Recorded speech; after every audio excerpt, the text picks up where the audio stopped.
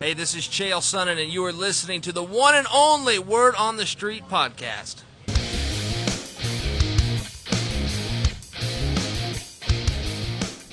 We are back after 1 year. This is the Revenant episode, the title interview championship episode. I'm not even we kind of already spoiled the guest. It is Chael Sonnen, but let me intro him correctly.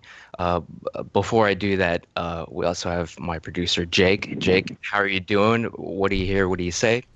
What's going on, man? Excited for the title interview. Chael P. Sonnen, man.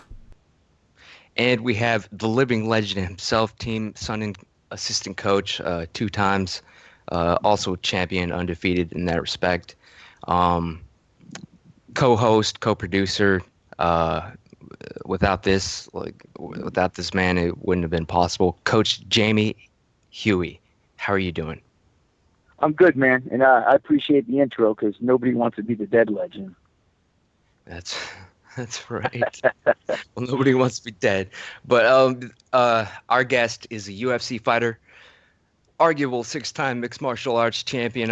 I did the research. He's a best-selling author, still undefeated, multiple wrestling champion, coach, actor, American gangster, former politician, Donald Trump mogul, businessman, entrepreneur, ESPN sports analyst, former co-host of UFC Tonight on Fox, MMA commentator, promoter, husband, father, and podcaster.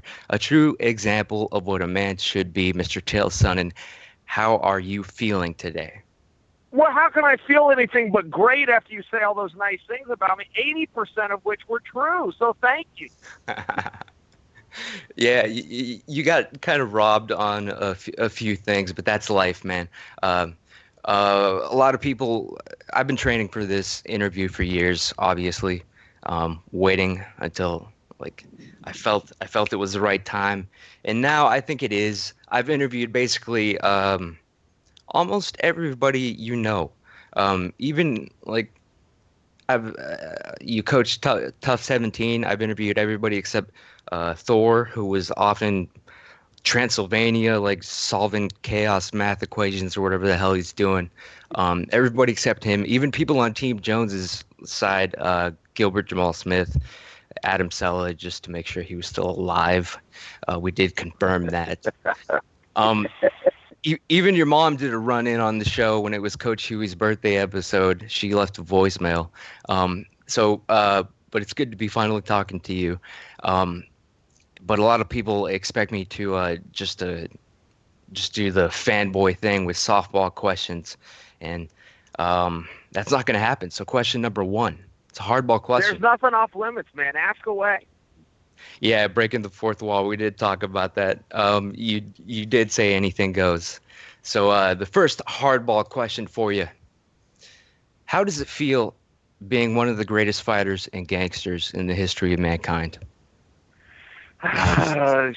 Overrated. That's nice of you. A little bit overrated. You know, fighting has always had a weird architecture. I complain about boxing a lot, and I'm on here with my boxing coach, so I hope I say this respectfully. But, you know, every time there's an event, everybody's got a goddamn world championship in boxing because there's no architecture. I could get a promoter's license, throw an event today, and whatever my main event is, I could put a strap on somebody and call it the world championship, and nobody will tell me otherwise. And I came from a wrestling background where there is a defined architecture in place to what it takes to be a world champion, which is an event that's held once a year, and the other 11 months and 3 weeks of the year are eliminating people from all over the globe until there's 24 guys left, and they put them in a bracket and they let them battle it out. And the Olympic Games works the same way, right? It's every 4 years in boxing and in wrestling. There's a competitive structural architecture in place to where they whittle it down to one athlete is the Olympic gold medalist in the boxing or the wrestling. And in fighting, it's like, you know, whoever can get the most interviews all of a sudden gets a higher rating. Whoever can become the most famous guy gets known as the best guy, and they don't always go hand in hand. And I've always wondered that about Floyd Mayweather. I thought, well, God, I don't know anyone that can beat him, but I don't know a whole lot of people that box. It's a small thing. Could he go in the Olympics and win it? And I asked Coach Huey that question. We were in Brazil, and I asked him flat out because the Olympics were coming up in 2016. And I was thinking about, I didn't tell him this part, but I was thinking about trying out for the boxing. And I said, well, could a guy like me, go in and enter and fight these kids and make an Olympic spot? And he said no. He said, no, amateur boxing is totally different than professional boxing, and the point system and the strategies involved. And I said, well, what about a guy like, and I threw out a few boxers, I can't remember who, and he kept saying no. And I came to Floyd, and he goes, yeah, Floyd can do it. I go, okay, is Floyd actually the best for sure? And he said, yeah, Floyd is the best. But he conceded to my point that you don't always know who the best is, just who gets on HBO and gets called the champion. So it's a little overrated, unless you actually have a tournament. They're actually doing this to prove my point. They're doing this on The Ultimate Fighter now. Whoever wins this next season gets to take on Demetrius Johnson. But I agree with that. Right. I think they could go a step further. If Dana announced that ahead of time, Dana's phone's blowing up left or everybody wants the title shot. Well, if Dana took the 8 guys that are begging him for a title shot and goes, look, we're going to figure this out. You got to go through the Ultimate Fighter. It's a tournament. Whoever wins it gets it. I think a lot of those 8 guys all of a sudden are going to find other things to do. But the right guy's not. The right guy that's truly hungry and truly believes he's the guy will step into that kind of environment, say, drop the bracket, put me in there, and if I win, I get a shot at Mighty Mouse. They would do it, and I think that's where the Ultimate Fighter should go. It did go that way one year when they did a comeback, and one of the guys won the damn belt. Sarah came through the tournament and upset George St. Pierre and won the World Championship. I've always thought the Ultimate Fighter should serve as a number 1 contendership because it is a competitive architecture, just like the playoffs of NFL. People understand that. There's got to be a bracket. Yeah, the GSP thing went down right here where I'm at in Houston. But yeah, it should be finding out who the baddest man on the planet is, except you got to get them in the same spot at the same time. You have to figure that out. I don't know. I feel like if you're holding the belt, you got to be. I mean, how many champions do we see, guys? Hey, you guys can all attest to this. How many champions do we see that won't give someone else a shot, or they say no? It's like, why would you ever say no if you're the champion? First off, how do you have that? How is that even an option? How do you have the option to say no? But secondly, Anderson, I don't mean to pick on Anderson. We settled our beef, but he wanted to have that belt as long as he had it if he wasn't manipulating things from the time. I mean, come on, he's defending the belt against Travis Lute. I mean, I could go on and on, but you're looking around and going, this isn't right. I know guys that are better than that guy, but they don't have the name. They don't have the interviews. They don't have the range. They don't have. And a lot of that's true, man. If you can get a bigger name than the next guy, you can get a higher rating than the next guy. Yeah, I was getting ready to fight for world championships, and Coach Jamie can tell you there was guys in the room that depending on the round or the day, I wasn't beat. I'm not the best guy in my room every day. I'm getting ready to be the best guy in the world. Workouts can go that way sometimes, but my point is still the same. It's like if they weren't as popular as I was, they couldn't even get the shot. And I was in their shoes at one point. I just finally realized it. I'm like, man, if people don't know you and want to see it, you can't even get your shot. So there's just a lot that goes into it. It's one of the reasons and the reason I'm on this, if you want to know why I'm on this bandwagon right now, it's Olympic trials weekend for wrestling, and I'm watching the trials right now, and I just got all this respect for it. And these guys can't sell any tickets; nobody knows who they are, but they're studs, and they deserve to be known. They deserve those big opportunities, but it's hard to get, man. There's a lot of politics. There's a big system, and you've got to understand the system before you can learn how to navigate the system. Yeah, are they still trying to eliminate wrestling from the Olympics? I don't follow wrestling. I'll admit it. You know what? But I appreciate you asking that because you're right. They tried to eliminate it after 2016, so in 2020 it would not be around. But they saved it. They saved it through 2024 at a minimum. So there may be another fight or a push, but we've at least got some time. Cool. And yeah, you asked why the champions have the option of like not fighting the baddest dude. It used to be like, they just had that power. Now they're faking injuries. I'm not going to name any names, but that seems to be the latest trend. But you did bring up Anderson. Look, like everybody knows that O.J. Simpson did it. Topical. Everybody knows you beat watching the show. It's kind of ridiculous. I mean, some of the actors are over the top, but I thought the Cochran guy and Darden were perfect. But yeah, like everybody knows O.J. Simpson did it. Everybody knows you beat the shit out of Anderson Silva.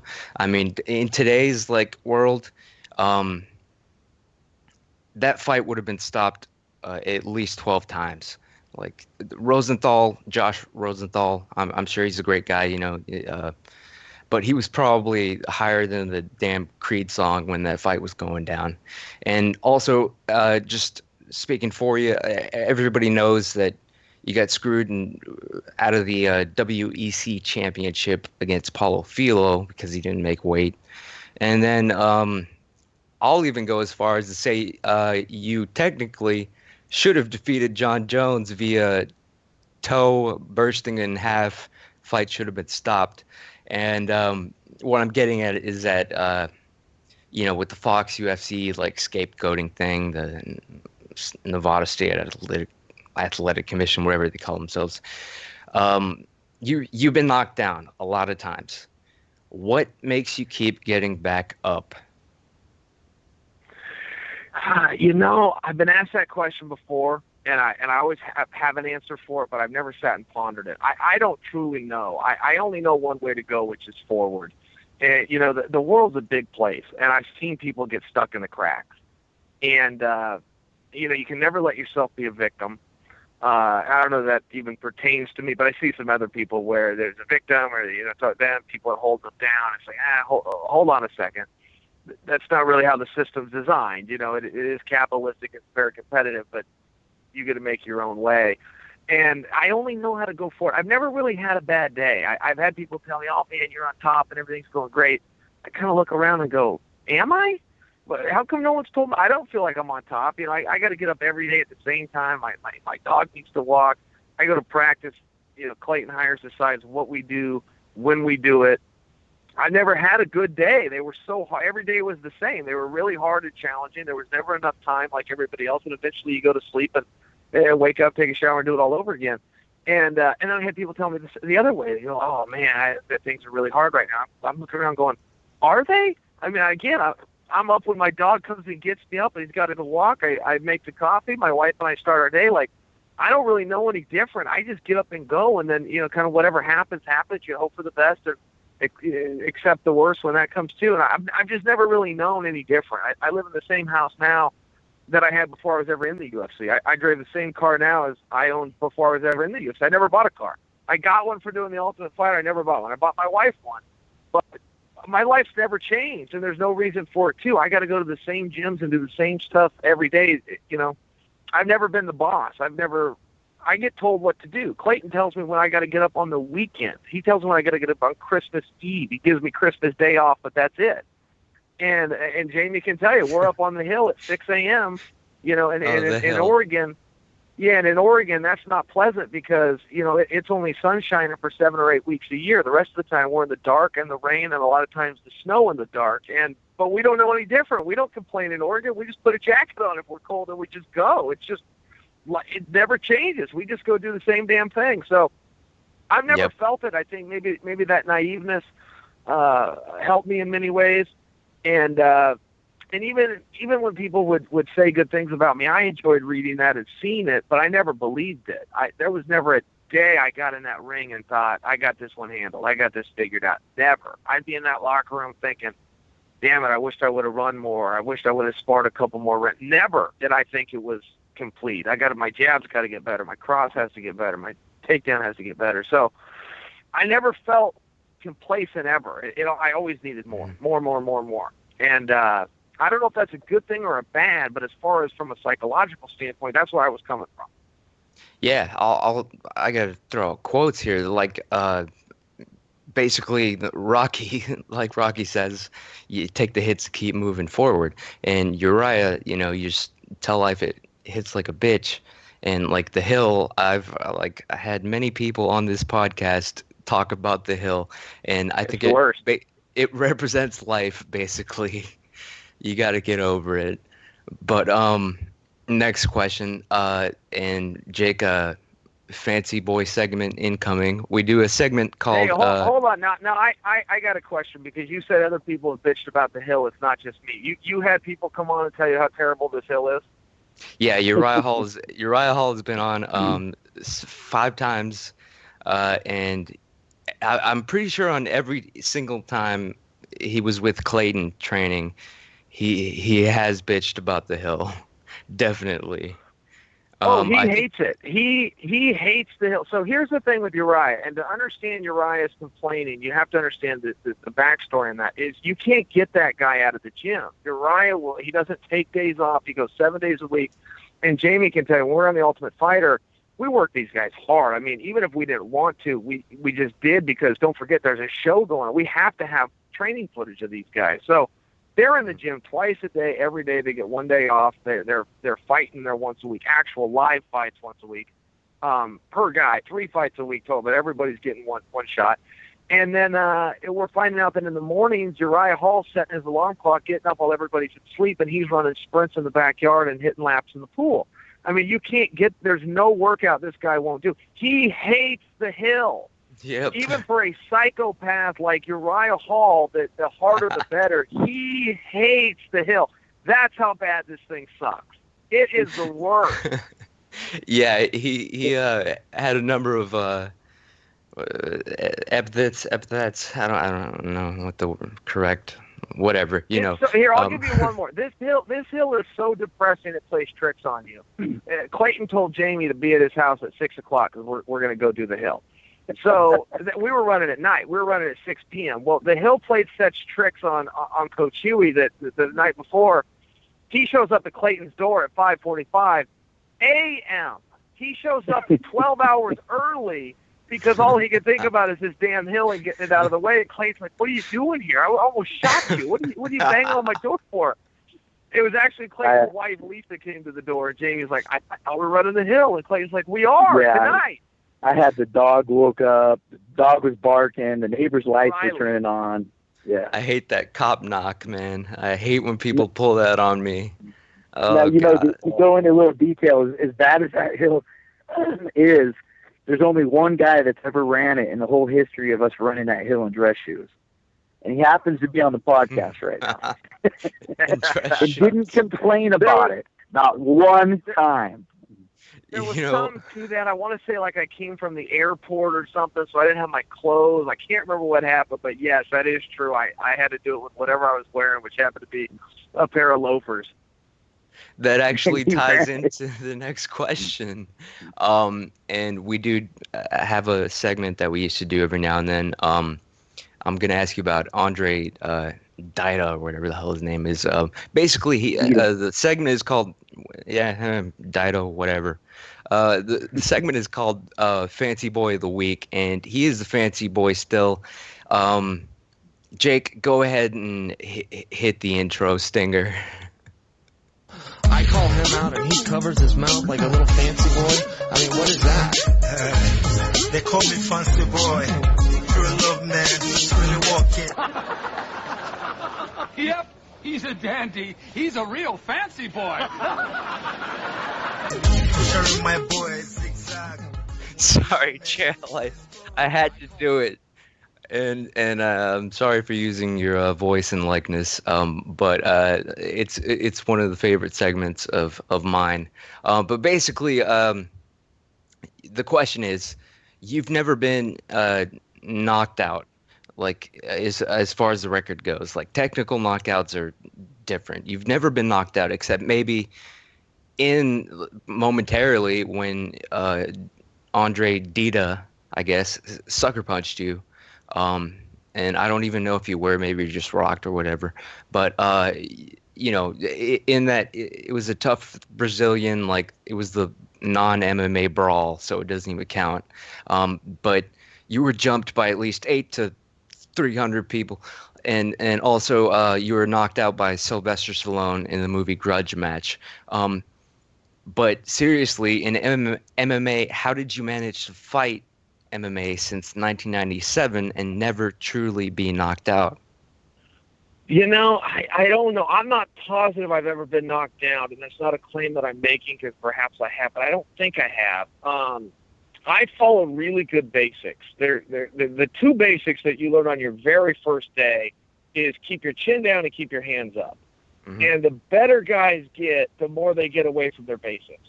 And again, if you watch the Olympic Games or you watch the World Championships on Saturday night, those guys follow the basics. Those basics win championships, but they also can really extend your career. Even the guys that got away from it and were able to, Roy Jones Jr., Chuck Liddell, Anderson Silva in our sport, it caught up to him eventually. And at this point in Anderson's career, he can't go put his hands up and his chin down. He didn't know how to fight like that. He wouldn't know how to fight in that position. It's too late to do that, and it shortens those guys' career. And, that was really the thing is, before you could get to any of my spots that might have a chance of knocking me out, you had to get through my hands. Yeah, my chin was buried. The thing you're looking for was hidden. It was touching my chest and my shoulders. I just followed those basics. And, whether I'm working with Jamie or I'm working with Clayton, if we're doing mitts and my chin comes up, they're coming over the top and hit me. And it's, my hands come down, they're coming over the top, hit me. And get your hands up, get your chin down. The same thing that they tell 8-year-old kids, they're telling me. And I go to those classes. I would go to Jamie's class where he was coaching and teaching kids. And I would jump in them, even getting ready for world title fights, because it's those basics that matter on Saturday night. It's not that fancy stuff. Not a knock on Conor. I'd never kick a man when he's down, but Conor got away from it too. Conor's out there with his hands down, wondering why he's getting teed off into the face by the guy that's throwing the most basic punches in the sport, which is a jab followed by a cross, because the basics are what work. And Conor got away from it. He's got his hands down and his chin sticking out there, and he's wondering why a Western boxer has touched him with a 1-2. Well, come on, man. He's been doing it from his first day. You can never get away from that stuff. Yeah, and I resent the guys that do. I resent the fancy guys that do. I always say, what are you doing? Your time's going to come. You're disrespecting your coach from day one. I don't even know your coach, and I know that he told you to keep your hands up. Yeah, and I was telling Jake on his podcast the other day that, they even Nate Diaz was on your podcast. You're welcome on podcast1.com plug. How funny was that? Did you hear him on there? It was hilarious. He was like those my God, motherfuckers trying to set me up. And it was true. They did try to set him up, and he still beat his ass. I laughed my ass off. I actually bet on him twice. I bet on him once, a little bit, and then I was like, nah. I thought about it. I was like, no, he's gonna fucking win. So I bet on him again. Sorry for the profanity, but that's what it's called the word on the street, and that's how people talk. But sorry, I just have to slip this one in. Of course, how good are you gonna feel when Uriah Hall beats Anderson Silva? Is a part of you gonna be like, yeah, I helped coach that guy, and that's the revengeance? Absolutely. Yeah, absolutely. There's a lot of pieces to this story, and that's one of them. Uriah gets in his own way, and all fighters do that. The difference with Uriah is he's able to face it, and it's like dealing with an alcoholic. Before you can get the guy to quit drinking, he's got to admit that he's got a drinking problem, and Uriah was so quick to come to the table and say, "Man, this is where my weakness is." Sometimes it's myself. And he's addressed those problems in record time. He's covered so much ground. He's so mentally tough now. I always thought he was a little mentally tougher than he thought he was, but, he saw it as a weakness, and he addressed it. Just like a guy that can't do very many push-ups, so he starts doing push-ups every day. And before you know it, he's got a record. That's where Uriah's at. He's worked on his mind like a muscle. And skill-wise, look, I would know. Anderson's fantastic, regardless of what I generally say. I'm not delusional. In my heart, I know he's an excellent fighter, but I'll tell you straight up, just skills, just physical. Uriah's better. And in a 3-round atmosphere, I don't think Uriah can get in his own way. Even if he tries to and has a blunder here or there, I think he can refocus and reset. He's got the Brazil crowd. He's got a few things against him. I still think he's going to overcome them. Just physically, so just if he can leave the mental out of it and just go, look, your skills versus his skills. He beats this guy. He's a little faster. He moves a little bit better. A lot of that's just because he's a little younger. But Uriah's a better fighter. Yeah, as long as he's turned on and the switch is on, is what I meant to say. But yeah, like he nuked Gegard Mousasi when like nobody. I bet on that one too. He nuked him, and it's like as long as he's in that mode, it's all over. Like the It's Spider's all over. legacy is. Yeah, I think he's gonna retire the Spider actually. And if you look at toolboxes, I mean Uriah's toolbox is jam packed full. Some of us got a wrench and a screwdriver in there. I mean he's got everything you could imagine. And when we were working with him on the Ultimate Fighter, sometimes getting him to bring those tools out was hard. He'd move around or he'd kill some time or he'd look at the guy. And we got to where we wouldn't even tell him what to do. We wouldn't say kick to the right leg or jab to the body, or we would just say touch him. That was all we would say. Just touch him. You choose anything you want, but make contact with him. And when he would listen and when he would just start putting things out, man, he was almost 100% accuracy. He almost had no air balls. If he moved his foot, it touched something. If he moved a hand, it touched something.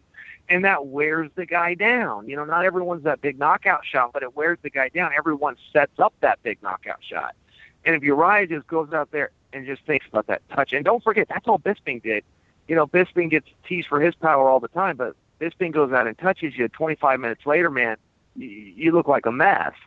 And Uriah's, yeah, that's right. Uriah's got that same skill set that Bisping does in terms of output, except he's got the power. So it's just a matter of Uriah, open that toolbox up, man. You choose it. You want to hit a spinning this or a back that or jumping over here, fine.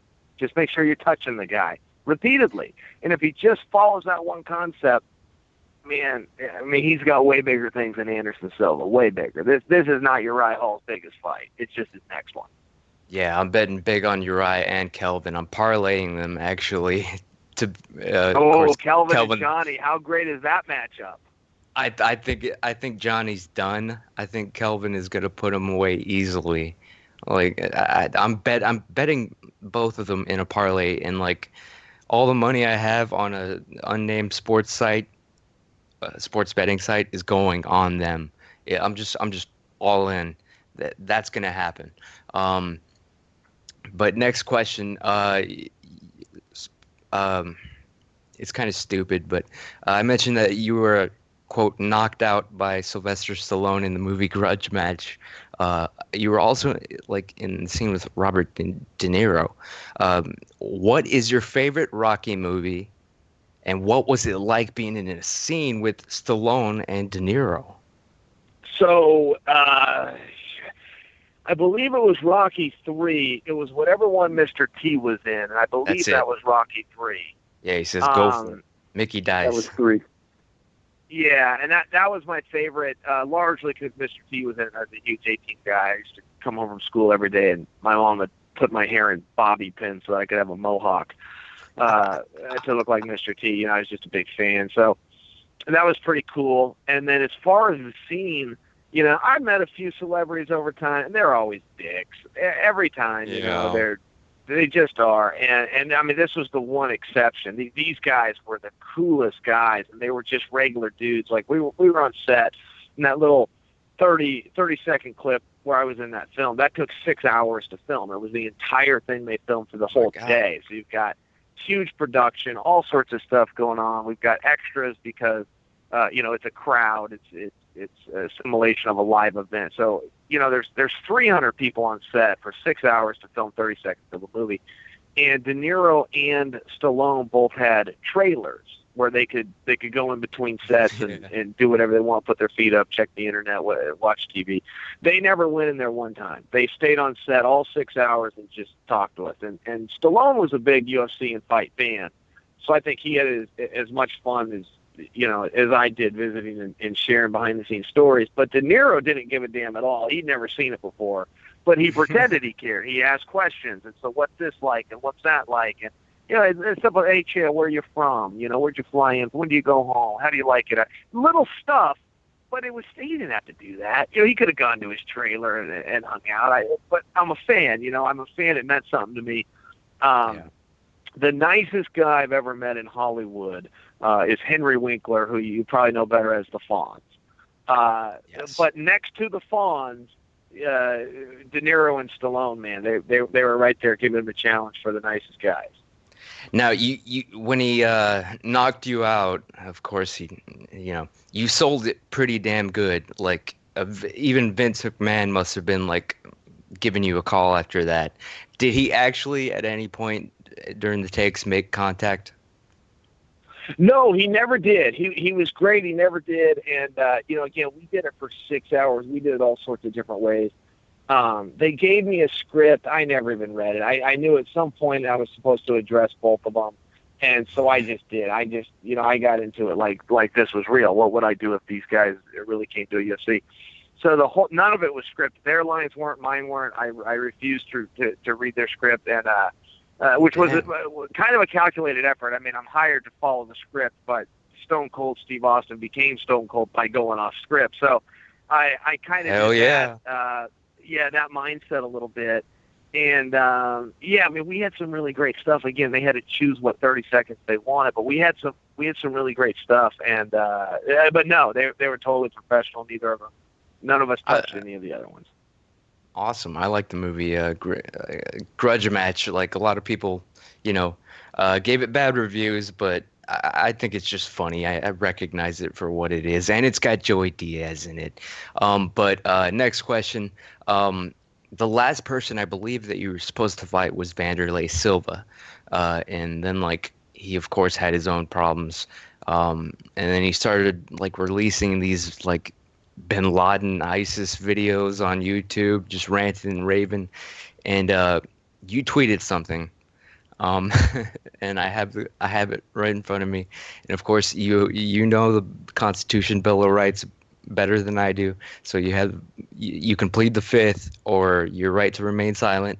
But the tweet was, I swear to you, if he doesn't sign within the next 10 days, I will drop the biggest bombshell in the history of MMA. And your hashtag was blackmail. Are you willing to reveal that, or would you like to exercise your rights as an American citizen? Fifth Amendment. Okay, next question. At Metamoris, I believe you did blade yourself. I didn't see where the cut was, but there was, at the end of the match, you came up to shake the hand of a man who we will refer to as Renato Laranja, and he snubbed you on the handshake. I would like to know if you have any thoughts or anything to say about that man. So that was a little bit confusing. I've talked to him before, and he's like, "Hey, this is a skit that I do. Can I get you in on it?" And I said, "Yeah." And he said, "Well, how far can I go with it?" And I had told him, "I'm open for anything. As long as it's funny, there's nothing off limits." And I might have even just said, as long as it's entertaining, there's nothing off limits. And I did mean that. For whatever, I kind of turned on him at that point, though, and I don't know that I was right to, because I went over, and so he did the snub, but what he was forgetting is, hey, this is protocol. Protocol, win, lose, or draw, you go shake the other side's hand. I'm following protocol, and this is a devastating moment for me. I wanted to beat this guy, trained really hard for that guy. I was on a suspension, so this is the only guy I'm going to get to compete with, in the foreseeable future, if ever again. And I wanted to beat the son of a bitch. And I didn't know what I was doing. It was a little bit different things. So I had these different anxieties, and which added to the fun of it, which added to the whole ambiance for me. And he stubbed me in the corner, and I didn't know if he was working shtick or not, but it didn't matter to me. I thought, hey, you can't run shtick over the top of protocol. Protocol trumps everything. You have to shake hands. You always shake a man's hand. You stand up. Hands. That's right. Yeah. And then you walk away, and it all stays right there, but you have to do that. There's a code we have to follow. And so when he did that, he came in the back, and he's like, "Man, I feel terrible about that." He said, "Were you really mad?" I said, "Yeah, I was mad." And he said, "But you told me that one time that as long as it's entertaining." And that was where we got confused. I'm like, "It's not entertaining, man. This isn't your show. You're no part of this show. Okay, I'm in the main event of this show. I came up short. I came over to shake hands. And you did it." But I don't know that I'm right in this argument, because I did tell him that. So maybe I am wrong. Maybe I went back on my own word to him. But he didn't mean anything by it, and intent does matter to me. So we are definitely made up. But at the time, my only regret was, as I turned away, I thought about heel kicking him, and I regretted not. As I turned away from him, I thought, God, I should have just reached back and kicked him. If he wants some footage, I'll give him some footage. A ghetto kick, man. Yeah, he did. Rasan, he's gonna hate me for this, for blowing up his spot, but he did actually tweet an apology out to you, so I'll give him credit for that. Which at is accepted, least. fully Yeah. accepted. Yeah, he is a good guy. He's given me a lot of laughs. But yeah, you were speaking about the anxiety, and we were talking about Uriah Hall's psychology. On the Rogan podcast that you were on, the Joe Rogan podcast, you mentioned that you did see a sports psychologist at one point, and Jake will play the clip here. It's real short. Sorry, we're getting through this as quick as possible, but there was something you said that I want to ask you about. I think maybe you were pretty much just already talking about it anyway, but Jake, if you're ready with the clip is basically the question. So here we go, Jake. I hate talking about this because this was a real turning point for me. Is when I went in, worked on sports psychology, got hypnotized. I was never the same. I was never the same in practice. My attitude was different. Controlling my diet, being disciplined, falling asleep, the way I approached battle, the way I approached the second round, everything changed. And it changed to the point where I hate to say what I just said, and now it's too late. Because I felt like it was my secret. Mm-hmm. I discovered, and I don't want other people to know. I'll write about it someday in a book. I'll talk about it, when I'm retired, but I'm not going to tell anybody. Okay, so now that you're retired, or are you? Do you want to plead the fifth or reveal your secret? Oh, I'll tell you the secret. So all that had happened was I had a stretch of time where I could beat anybody in the world, and I didn't have all that close of a second. I had a gap between me and everybody else, but that didn't mean I would always get my hand raised. I go into fights and I would lose. I spent like 6 or 7 years in the top 10 and 4 years ranked number 2. But I would lose some fights in there. I lost like 4 or 5 fights, but I was winning all of them. And every single fight I wasn't only winning, I was kicking the guys. They weren't even close, but I was losing. And so I finally sat down one day. I was on SureDog.com. I brought up my own record. I was just staring at it. Going, man, I remember that day. I don't know how I lost to that guy or this guy. I kicked that guy's out, but he beat me. And I start noticing as I'm staring at it on paper that I lost every one of those fights by submission, and I lost every one of those fights in the second round. And, submissions suck. There's not a lot of guys getting caught in submissions anymore. It's a pretty rare thing unless a guy wants out, and so he, shows his neck and then has a reason to tap. But catching a guy in a submission is a pretty rare thing, and particularly at that point in my career. I could go hours in practice 5 days a week. I would never come close to a submission. On Saturday night, I'm getting caught about the 7-minute mark. And when I realized that, I said, okay, look, I don't have a submission problem. I got a second round problem. There's something going on. And I went in and met with Dr. Versteg, who's a PhD, and he does hypnosis amongst other things. And I just told him, look, I got something going with the second round. I wasn't looking to get hypnotized. I was just looking to deal with a sports psychologist. And one of the remedies, he said, well, let's try some hypnosis. Let's deal with this, when you're in a little different state.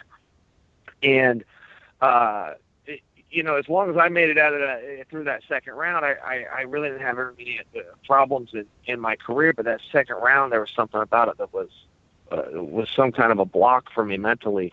And after I met with him, I went on a long streak, and that's when I got my title fight.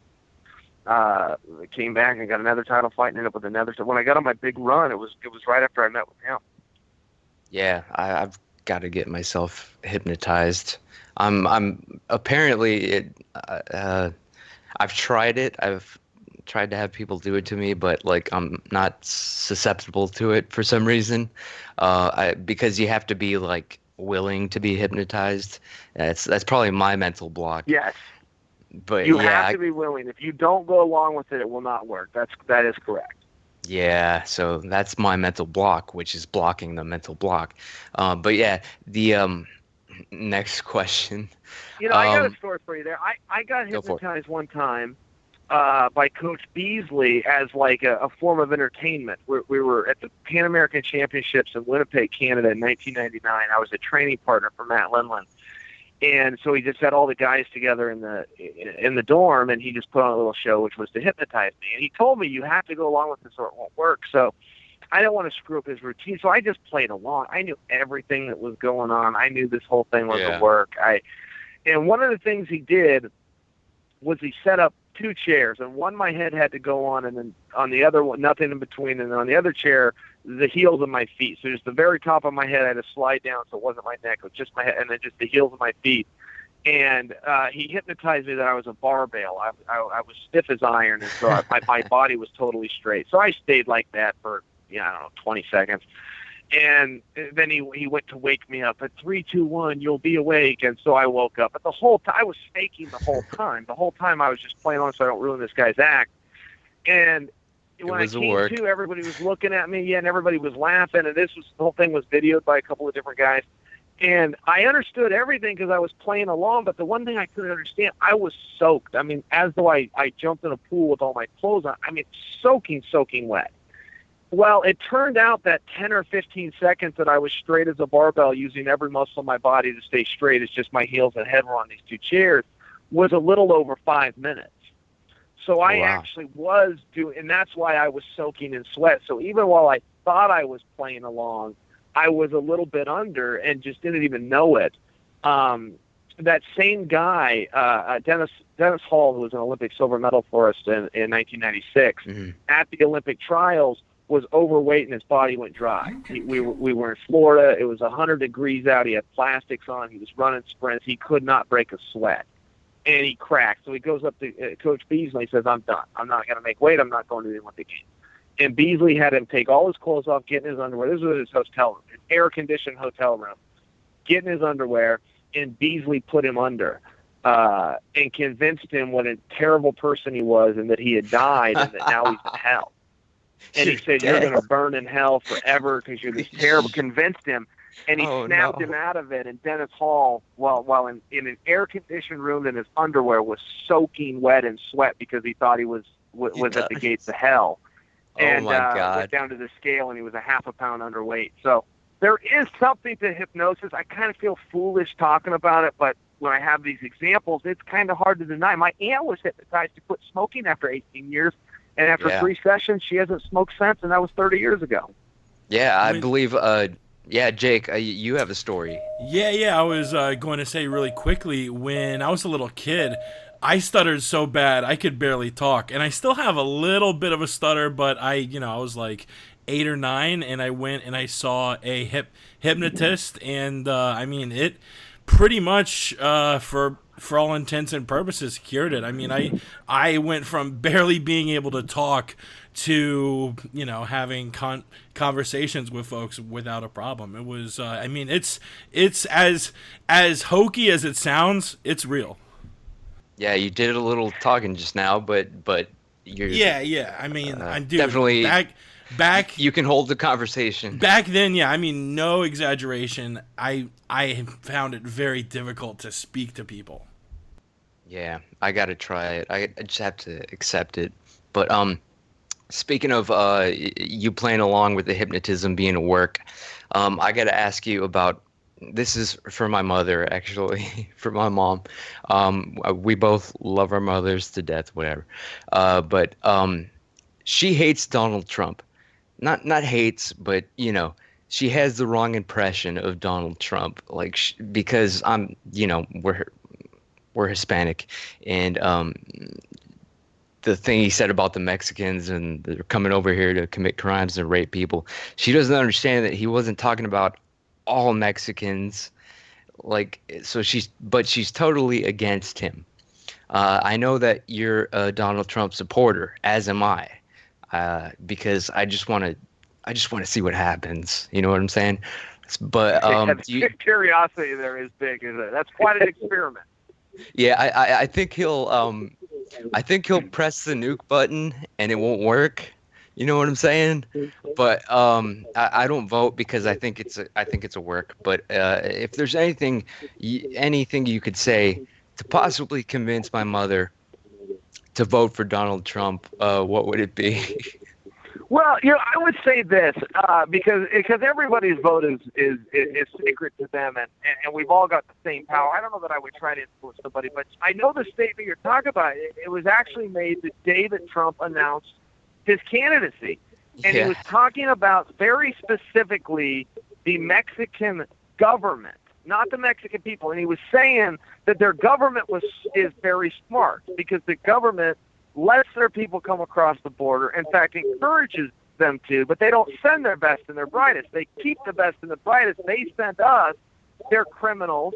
And he was trying to say they send us their rapists. The way that he said it, he said they come over, they send criminals, they're rapists. So he said they're rapists, making it sound like the people are racist, are rapists, when what he was specifically saying was the government sends over terrible people, including people that have committed rape, which is factually correct, but unless you really live, a lot of people didn't get it, and it made it sound as though the people are coming over are just coming here looking to rape people, and that's not true, for one, and also not what he intended to say. It might be what he said, it's sure not what he intended to say. Yeah, So I was trying to explain he ended up in a mess misspoke. on that. Yeah, he misspoke. Yeah, well, in some ways. Now, he looks at it and goes, no, I didn't misspeak. I was very clear to say that I was talking about their government is sending over their rapists.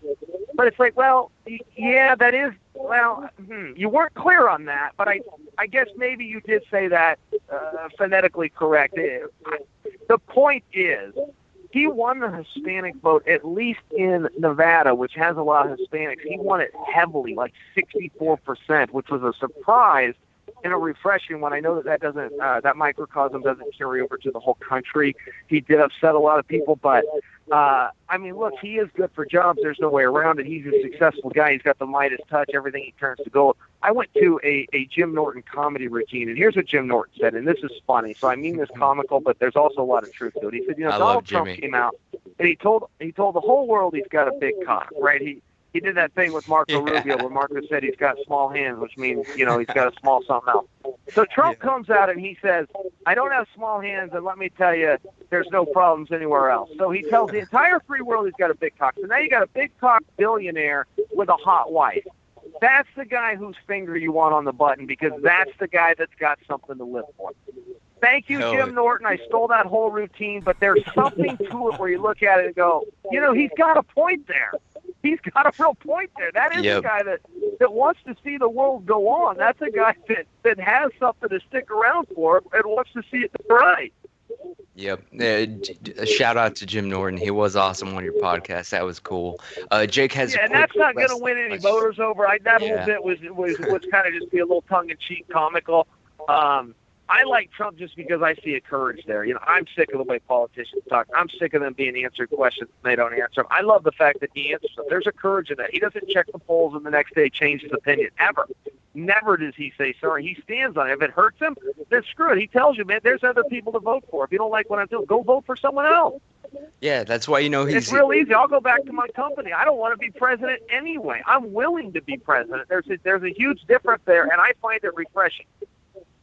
Yeah, he you can tell he's not reading off of a script, which for a change, I'll vote on him based on that alone.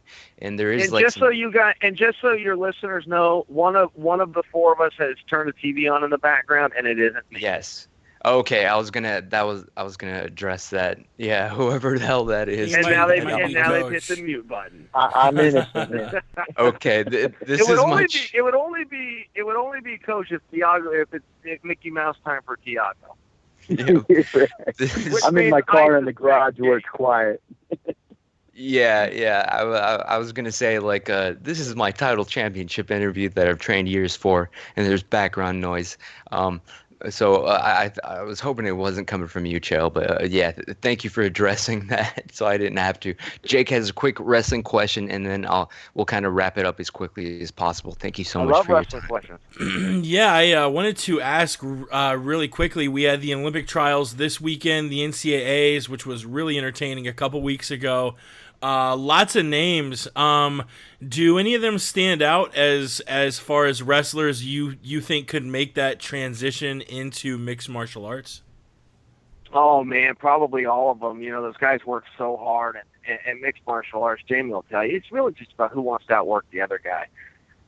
even in our camps, if we'd have a fight and we go take 2 weeks off, or even stay on 2 weeks, but at a low intensity, you could just see the guys in the room start to close that gap on you. Even if you're whipping them, you're not whipping them as bad. Whatever the situation may be, you'd see that gap start to close. It's super competitive. It's a game of inches and half inches and centimeters, and it really just comes down to who wants to outwork the other guy. And that is one thing those wrestlers have, those amateur boxers. It's the same thing. And if you're not putting in a practice, an official practice with a coach every day, and then a second workout that's on your own, that's extra, whether you're running or jumping rope or watching videos, whatever it may be, hitting the weight room, you're not going to make it. And if you're willing to put in those 2 workouts a day, one in a structure with a coach, and then one on your own, you're not going to make it. And those wrestlers have those good habits. They're used to getting up in the morning and getting a workout in before breakfast, going in the afternoon, doing it again, going home, taking care of life, and going to bed at night. So, man, those guys can go pretty far. I think the meanest, orneriest wrestler out there right now is a guy named John Reeder. He coaches out in Dakota now with Chris Bono, but he's probably the meanest guy that's most likely to find himself right at home in that cage. But I think all of those guys could make an impact if they wanted to. Final question. Nice. Jaden Cox shocked the world and took out Jake Herbert in the quarterfinals. Takes on Kyle Dake in the finals. Who you got there? So if you would have asked me yesterday, I would have said Dake, but I really thought that it was going to be Herbert versus Dake in the finals. I didn't see that coming. Now you take a 197-pound NCAA champion in Cox, 2-time champion, I might add, against a 4-time champion in Dake, but boy, Dake's a lot smaller, and size definitely matters. It just does. When you tell me that 141-pounder, I know he went on to 49 and 57 and 65 and all that, but you tell me a 65-pounder even that can take out the 97-pound champ, I don't think so. That's a 3-weight class spread. Nobody beats Dake. Nobody's ever been able to beat Dake. No American. There's a name, Jordan Burroughs. But size matters here, and I don't know if we know enough about Cox. He just took out the defending Olympian 7-1 like it was a day at the park. I could go either way. If you wanted to bet me right now, I would take the bet, and I'd let you pick the guy, because I really don't know, but it is hard for me to imagine that Dake can take a guy that big. Coin toss. And I'll toss it to Jamie, the living legend Huey, who I believe has a question for you, Chael. Still living. Hey, Chael, I had a question for you, man.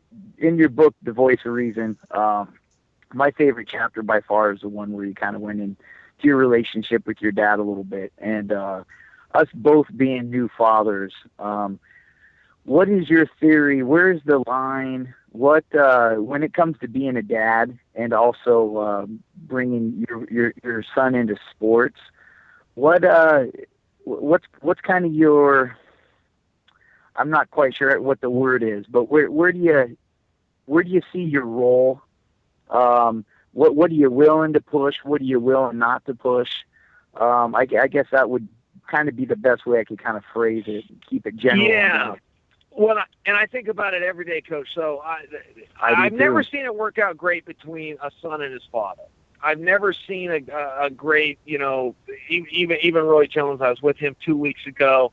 He hardly talks to his dad anymore. You've seen the fallout with Floyd and his dad. Those are well publicized ones, but I've seen really small ones firsthand, being in the practice room and seeing those dads. The best thing a dad can do, I think, I don't know if I'm going to do, I hope that I do this. I hope I take my own advice, but the best thing that I've seen that a dad can do is be supportive and have the kid to practice on time every day. Outside of that, that's probably where it needs to end. If the kid has a bad day, he knows he did. He doesn't need to hear about it in the car ride the whole way home. He needs to trip through McDonald's and get himself a chocolate milkshake. That's what dad's role is. That might make the kid feel a little better, and then all of a sudden he wants to go to practice again the next day. At the same time, it depends on the kid. There are some kids where they really respond and they really want their father's approval, and everything can still stay in line. But it's a tough balance. It's almost like you're picking one or the other. Are you going to make a world champion like Roy Jones's old man did? Yeah. Is your kid going to call you on your birthday if you do that? Probably not. So it's a tough balance. But if there's going to be points, no matter what the kid goes into, best in the world or just a guy trying to make his way through the social channels, so he has a group to hang out with every day. And those are all good reasons to go into sport. But there's going to be a time that he wants to quit, and that's when Dad's got to find that motivation. Clayton is the ultimate coach for one reason. It's not because he's got some master technique that you can't get somewhere. Number one thing that Clayton, he's a motivator. He makes you want to be there every day. He makes you feel good. If you have no energy, he injects it in you. That attitude that he's got is contagious. That charisma. You leave practice feeling good about yourself. No matter what happened, you feel good about yourself, and you want to come in the next day. And that's the real key, is that longevity, because it's a race. I got guys that used to whip me all the time, but they retired 15 years ago. I ran the race 15 more years, so I was able to pass. That's one way to win. Just being around is one way to win. If you enter a contest and the next guy doesn't, you beat him. So, that longevity really matters. And so the key to that, to longevity, is motivation. And then what happens in the practice room, you kind of hope for the best. But if he's the first one there and the last one to leave, history says it works out. Yeah, I love how we've had him on the podcast, Clayton. He is basically, like, you can tell all that comes from boot camp. Like, he is probably the best boot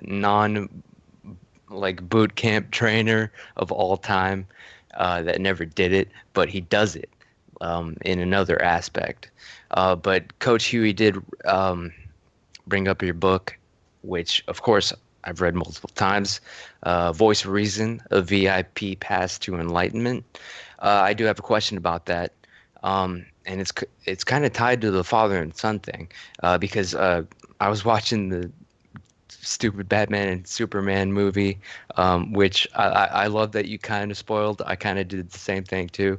But in the movie, there's a scene where Superman's talking to his father, and his dad tells him a story about how to save his farm. He had to kill a few horses.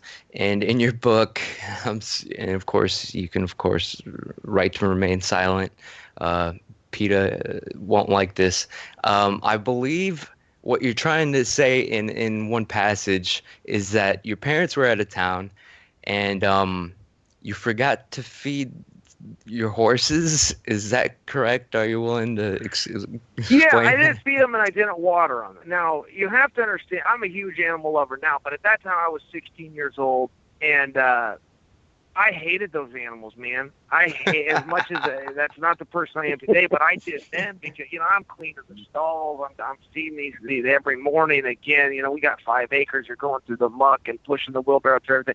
I hate them, and I resented them as a kid. And I didn't feed them as a punishment to them. I didn't feed them as an irresponsibility. I was working full time. I was at my dad's plumbing shop. I had to be there at 7 a.m. every day. We didn't get off until the sun was down, and I had practice after that. I just forgot to feed them. I had no excuse for it. I just forgot to feed them. So my dad always did this. Every time he left town, if he was coming home next Thursday, he was coming home next Wednesday. He would tell us it was Thursday, and he would come home a day early. And this never did it happen, and I never caught on. So, sure enough, he knew exactly how many bales we had. He knew exactly how full that grain was. He knew. So when he came home, he counted those bales up. He knew I didn't feed those horses. And I was out on job site. I was plumbing, and this was before there were cell phones and everything else. And he called the homeowner. The homeowner comes outside and says, "Is there a Chael here?" We had 3 guys on the job site. So I went into their house. I'm all dirty. I get to change my shoes and everything. I come to their house. I take the call. It's my dad. And he says, "I'm back." And I said, "Welcome back." And he said, "Hey, when you come home today," because we had work days. So he said, "When you come home today, bring a shovel and a pick." And I said, "Okay." I thought like something had happened at the house. He needed some tools. And he said, "You didn't feed those horses." And there was no chance to lie, because I knew he counted bales, and I knew I was guilty. I knew I had fed them, and I didn't know what the shovel and pick had to do with not feeding the horses, but I knew it wasn't going to be good. And I got home, and he made me go. It was actually our neighbor's field. It was right next door, but we lived in the country, and I had to dig a 6x6 hole. And don't forget, this ground isn't irrigated, so this is like digging into the concrete, getting 6 feet down with it. You needed a pick to get 2 inches. And as soon as I dug it, he told me, okay, just fill it back in, and we were good. But my mom had later told me that he was going to make me sleep in it for a night. And then I also ordered a pizza, and he hated when I wasted food. I ordered a pizza, and then I didn't eat it. I ate like 2 pieces, and the rest of the pizza went bad. He was going to make me sleep in this hole and eat that pizza. And my mom's like, "That's not happening."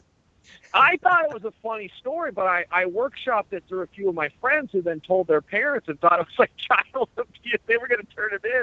But I got his point, man. I thought it was a funny creative. I mean, I wasn't happy about it, but I'm like, man, it's needed to feed the horses. Something has to be done. You can't just not feed an animal that's counting on you.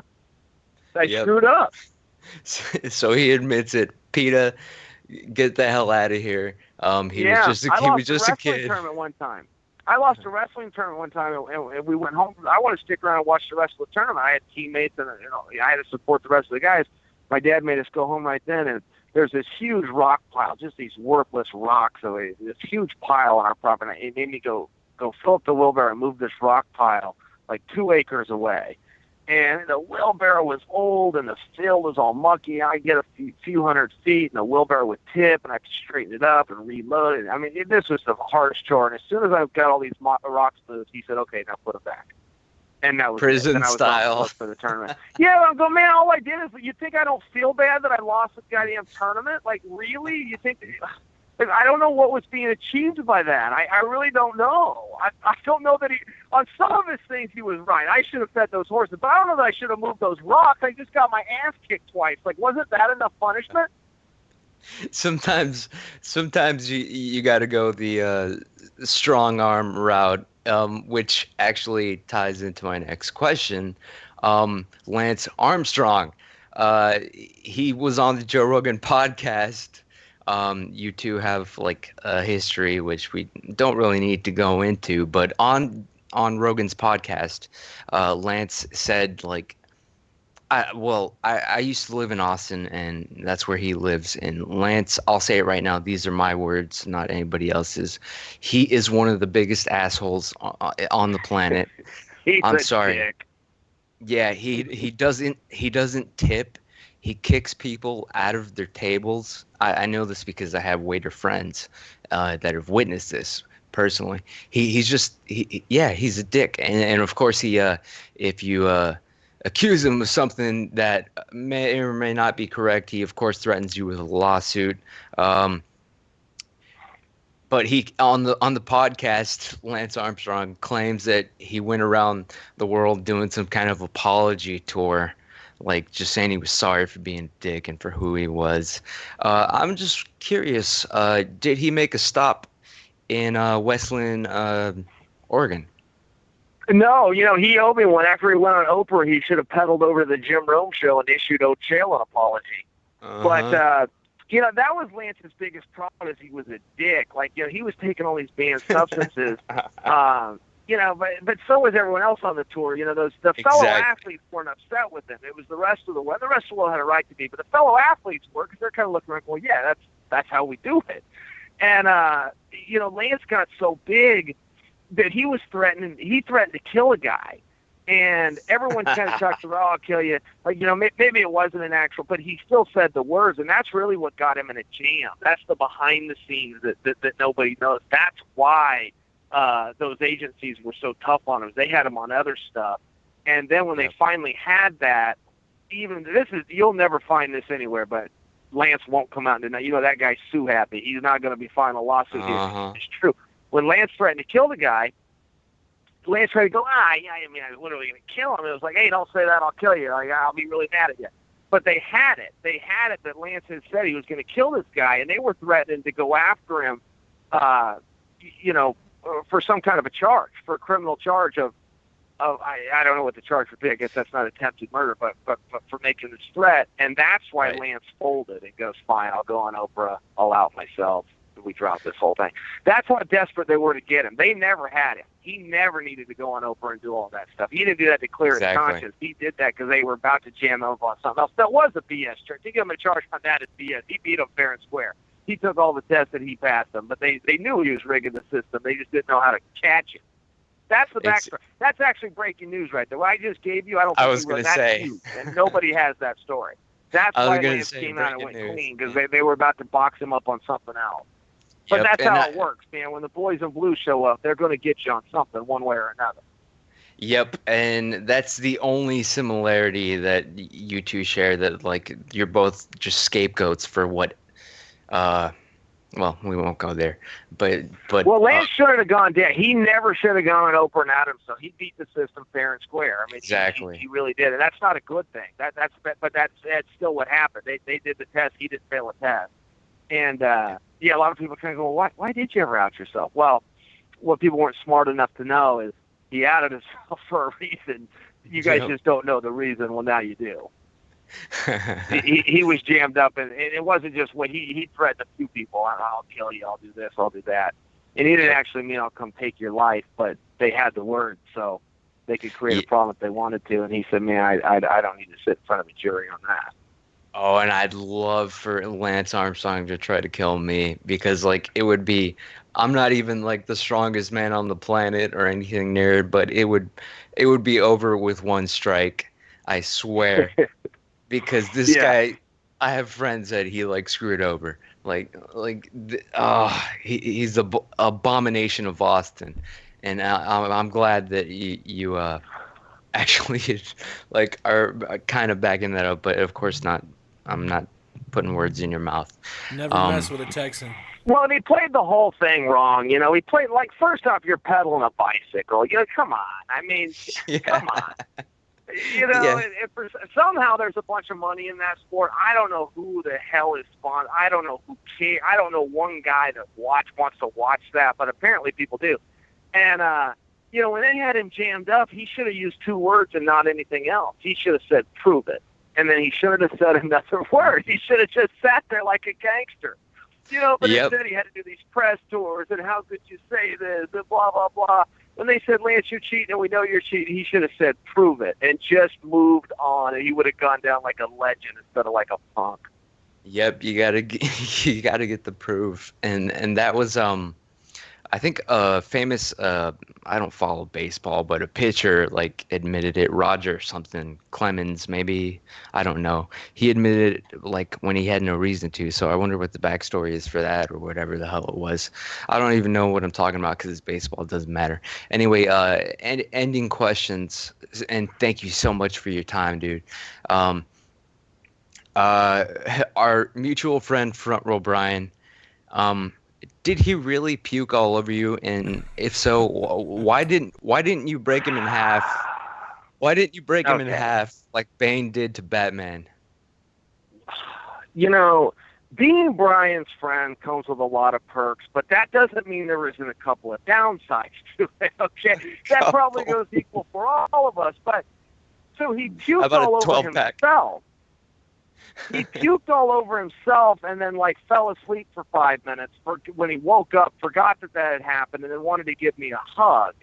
And it was like an attack hug that I couldn't avoid, and jump back. Oh, Brian, you puked. So I just gave him the hug. So in that regard, yes, he got puke all over me, but it wasn't actually, turned to me and, so throw up or whatever. And yes, it was very gross.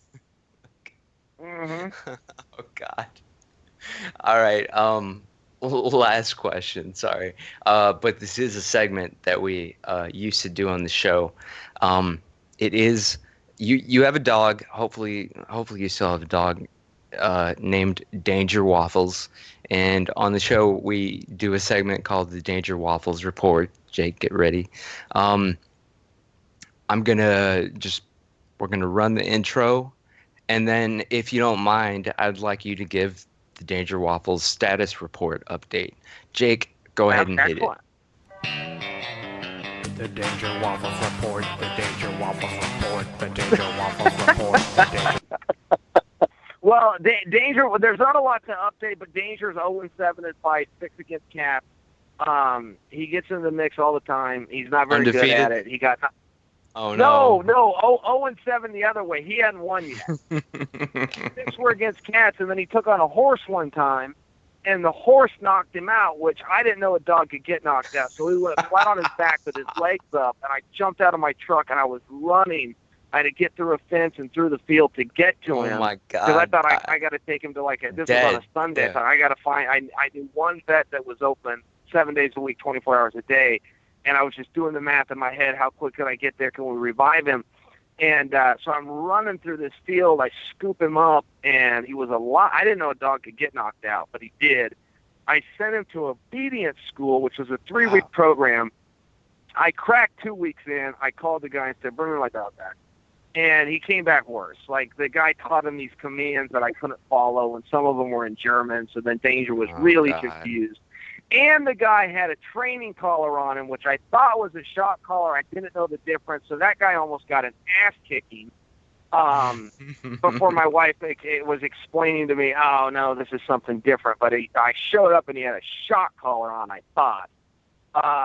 So overall, he's a pretty bad dog. But I really like. He keeps me company. But he's a mixed breed. He was a rescue dog, so it's a little tougher.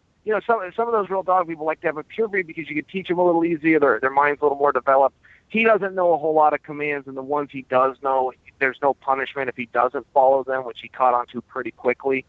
So, he's a rascal, that guy. That's the Danger Waffles report. And I took him on a walk one time. Here, let me tie these two things in together back to Clayton. I took Danger on a walk with Clayton, or on a run with Clayton one time. And Clayton didn't like me running with a dog because he thought if the dog got in front of me, this is a 22-pound dog. He thought if the dog got in front of me, the dog could actually pull me up the hill in some fashion. So he's madder than hell, so he takes Danger. So once we run up the hill, we come back down at a pretty slow pace. Sometimes we even walk because we stop halfway. We got to run these stairs. But it's a pretty steep incline, so it wouldn't do any good to run down it. So we kind of take our time, visit, talk about the fight, whatever it might be. And Clayton's got Danger. So every person that passes us, Danger bites. And he bites 4 people in a row. And every time in between bites, Clayton would forget that he bit a person 2 minutes ago, and he would never tighten up his leash. And so then Danger would bite the next person. And then Clayton, that's right, I got to tighten this. We reset the same conversation and played it through again and again until he bit a total of 5 people. And they don't hurt; they're little bites. It's just a dick move. If you have a dog, you got to control your dog. He can't bite somebody even a little bit. But Clayton just couldn't remember in between because we were so enveloped in talking about how we were going to squish the spider that he just Danger just kept biting folks. I have the same type of problem. That story was a lot funnier in my head. I will admit, I delivered that, there was no good payoff. But Jamie can picture it, so Jamie knows how Clayton gets when he gets his mindset on something. And no matter how many times, and then we'd have the same conversation. Oh, that's right, I got to tighten this dog up. Yeah, he's going to bite you. Yes, coach, he's going to keep biting. Eventually, we're going to get sued. Like, this isn't funny. It's our job to control the animal. But he wouldn't give me the dog back because he thought the dog could take away from my workout. So there was nothing I could do. That one's on Clayton. I have the same problem. I have the dumbest dog in the world. Like I bought him and it's called an iFetch for Christmas. Like all he has to do is just drop the ball into this device and it'll pitch it out and he'll fetch because that's all he does all day. He just comes up to me with the ball. He just wants me to throw it so he can fetch. And so I bought him this contraption.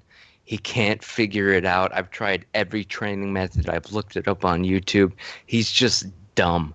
I don't even. I have to remind him what his own damn name is every day. Like I think he might be on the spectrum. I won't use the word. But yeah, so I completely understand. Speaking of names, I get what happened. Where does Danger Waffles come from? I just told a really bad story, so you tried to bail me out by telling an equally bad story. So I don't feel full. Oh, thank you for that. I see what happened. Hey, that was nice of you. Thank you. It's true though. I'm surprised he hasn't barked and tried to ruin this interview in the background. He probably will right now. But no, sorry, Jake. Jake, what were you gonna say before we end? Yeah, I was saying Danger Waffles is one of the most unique pet names I've ever heard. Where does that even come from? So his full name is the distinguished gentleman from West Lynn, Mr. Danger Waffles. And I don't know where Waffles came from. I really can't remember. Danger came as a spoof because he's anything but. He's 22 pounds, but when I got him, he was supposed to only grow to like 12 pounds. So when I got him, he was 6.8 pounds. And I mean, he couldn't even go up a stair. You know, I had to lift him over each stair. He was just so he was just so undangerous. That it was just meant as funny. It's still kind of funny because I live in a neighborhood, and when he goes out for a walk like at night, and I open the door and I need to get him again, I open the door and I start yelling "danger" to get danger. And you know, some of the kids and parents like belly down and think that something's going on, but they've now learned that that's just his name. So when I start yelling "danger" over and over, you don't have to run inside and lock the door. Nice. Can I ask? 2 quick speed round questions before we actually let you go. And I appreciate your time, man. Like this means so much to me. The first one, just the voice of reason. I'm single right now. You're married. Basically, respectfully, how can I score a 10? What's your best advice? Wow, man, I got lucky. I don't know. How do you score a 10? Boy, I don't know the answer to that question. I don't know a lot. Go to Brazil. I spent all my time in practice. I don't know a damn thing. I didn't have much of a social life, so I don't really know. I know it all starts with a Facebook page and a like. But beyond that, I'm not sure how relationships happen. Yeah, actually, I want to point out that I believe that you, Chael, are responsible for Coach Huey meeting his woman Yeah. through the Tough Brazil season 3. Are you correct? In some way, I mean, I have a very small involvement, but yes, I am proud for my small involvement, particularly for that little monster Tiago. Good name, by the way, for his sake. And someday I'll tell him that story. You know, we had an experience one time, and that's why you're here, young man. That's why you're getting ready to fight for the world championship. It is. It's true. Had you not said those all the crazy stuff about Brazil, it wouldn't have it led to the Ultimate Fighter, which led to him being born. So inadvertently, it all comes around full circle. In some ways, yeah. So that's a good feeling. I'll take it. Whether I deserve credit or not, I'll take it because I'm fond of that little guy. Yeah. It's fun being a dad, man. I'm watching your boy grow up on Instagram, obviously, since I'm down here in Vegas now, man. But I'm seeing him get big, and I mean, it's fun, man. It's by far the best thing experience that I've gotten to go through being a dad so far. Yeah, I know you're sure. enjoying it as well. Oh, I'll quote Renato Laranja. Child support, not on my watch. That's my stance. It ain't going to happen with me. I'm sorry. But last question. Absolutely the last question, I swear to God, Chael. No, I hope that means because he plans to be a good father, not because he plans to be a deadbeat. That's how I'm interpreting that, but I'm wide open with Renato. I'm not positive.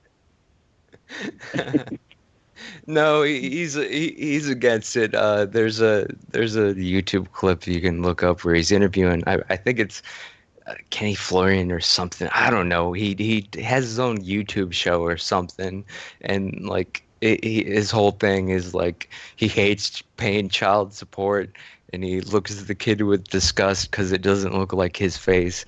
Again, Hassan, you son of a bitch.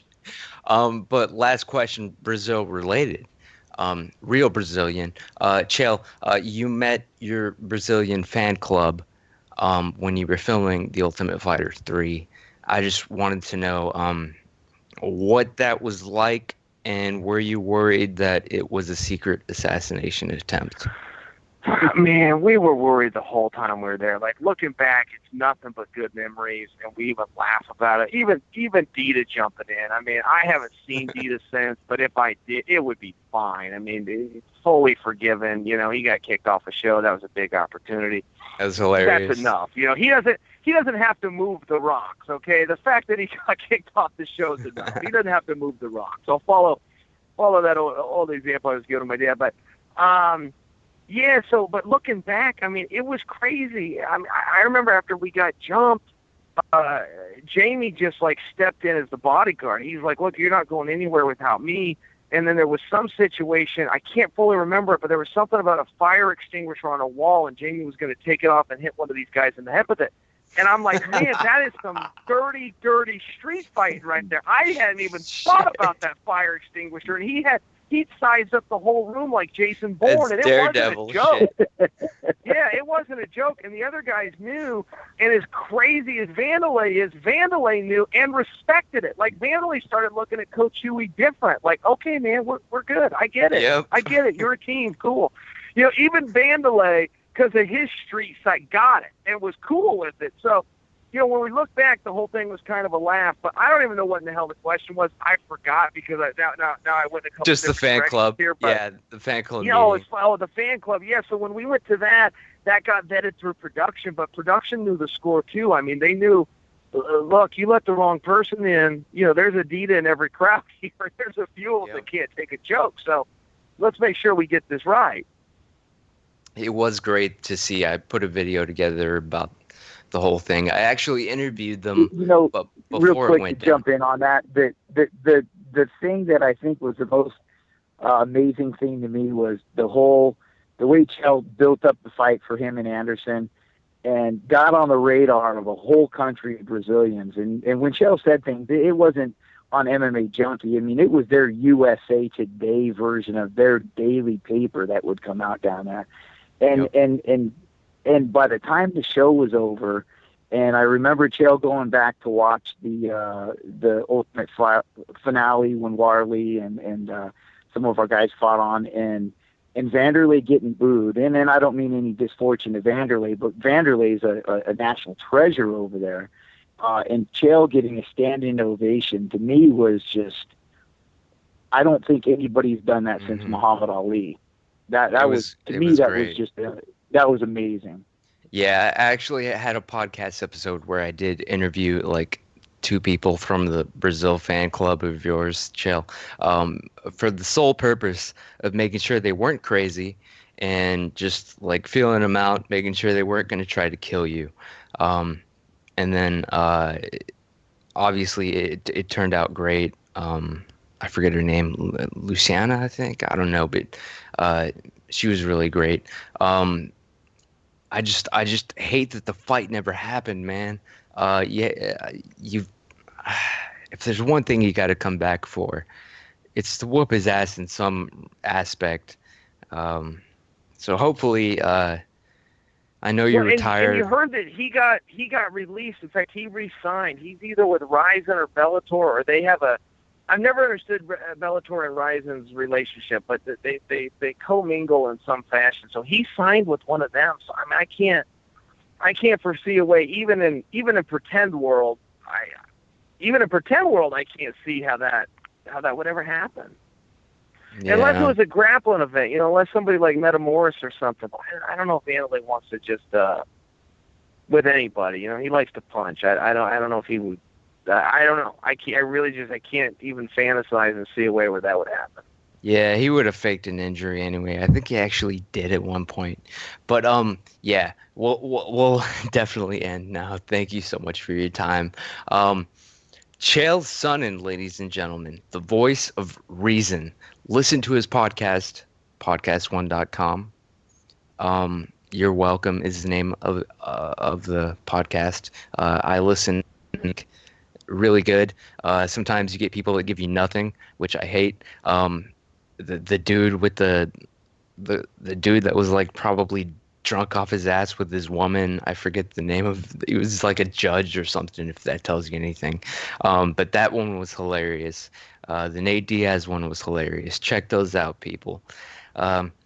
Chael, again, I can't thank you enough. I've trained years for this fucking interview. I did curse. Sorry about that.